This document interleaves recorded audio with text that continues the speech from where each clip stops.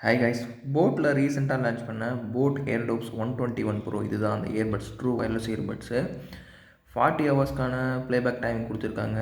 அது மட்டும் இல்லாத இஎன்எக்ஸ் டெக்னாலஜியுமே யூஸ் பண்ணியிருக்காங்க. இஎன்எக்ஸ்ன்றது ஒன்றும் இல்லை, என்விரான்மெண்டல் நாய்ஸ் கேன்சலேஷன்.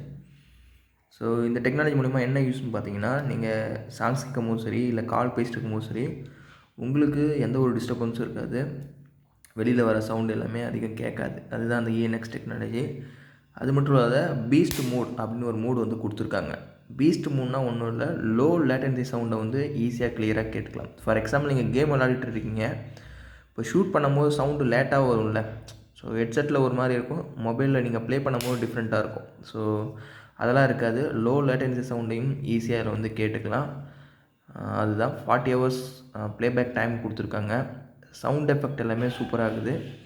10 mmக்கான டிரைவர் வந்து யூஸ் பண்ணியிருக்காங்க இந்த இயர்பட்ஸில்.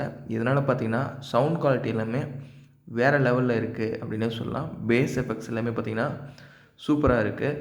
ஸோ இதில் ஒன் மோர் ஃபீச்சர்னு சொன்னிங்கன்னா ஐடபிள்யூபி ஃபீச்சர் கொடுத்துருக்காங்க. இன்ஸ்டன்ட் பேக்கப் பேரிங் அப்படின்னா ஒன்றும் இல்லை, ஜஸ்ட்டு உங்களோட மொபைலில் இது கூட நீங்கள் ஒரு டைம் வந்து பேர் பண்ணிட்டீங்கன்னா ஆட்டோமேட்டிக்காக நீங்கள் ப்ளூடூத் ஆன் பண்ணாலே போதும். ஜஸ்ட் இந்த கேஸை மட்டும் நீங்கள் ஓப்பன் பண்ணால் ஆட்டோமேட்டிக்காக உங்களோட ப்ளூடூத் அந்த இயர்பட்ஸும் உங்களோட மொபைல் டிவைஸும் ஆட்டோமேட்டிக்காக பேர் ஆகிடும். ஈஸியாக வந்து கால் எல்லாமே பார்த்திங்கன்னா பேசிக்கலாம். கனெக்டிவிட்டின்னு வரையில் சூப்பராக இருக்குது. அது மட்டும் இதில் எல்இடி டிஸ்பிளே கொடுக்குறாங்க. ஸோ பார்த்திங்கன்னா இது எவ்வளோ பர்சன்டேஜ் சார்ஜ் இருக்குது அண்டு எவ்வளோ நேரம் சார்ஜ் ஆகணும், எவ்வளோ பர்சன்டேஜ் காலியாக இருக்குன்றதை ஃபுல்லாக இண்டிகேட் பண்ணுறதுக்கு இந்த எல்இடி டிஸ்பிளே கொடுத்துருக்காங்க.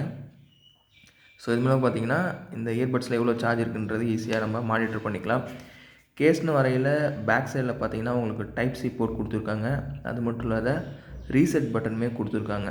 சப்போஸ் ஏதாவது உங்களுக்கு பேர் ஆகலை அப்படின்னு நீங்கள் ஃபீல் பண்ணிங்கன்னா இதை லாங் ப்ரெஸ் பண்ணிங்கன்னா இயர்ஃபோன் எல்லாமே பார்த்திங்கன்னா ரீசெட் ஆகிடும்.